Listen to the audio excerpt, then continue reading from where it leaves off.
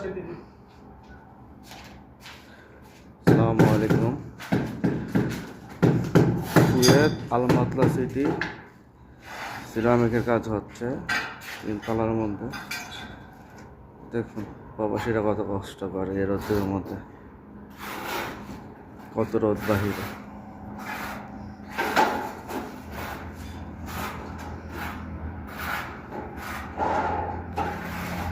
এই যে গাড়িটা দেখছেন, এটা হচ্ছে বাঙ্গারি কেনার গাড়ি।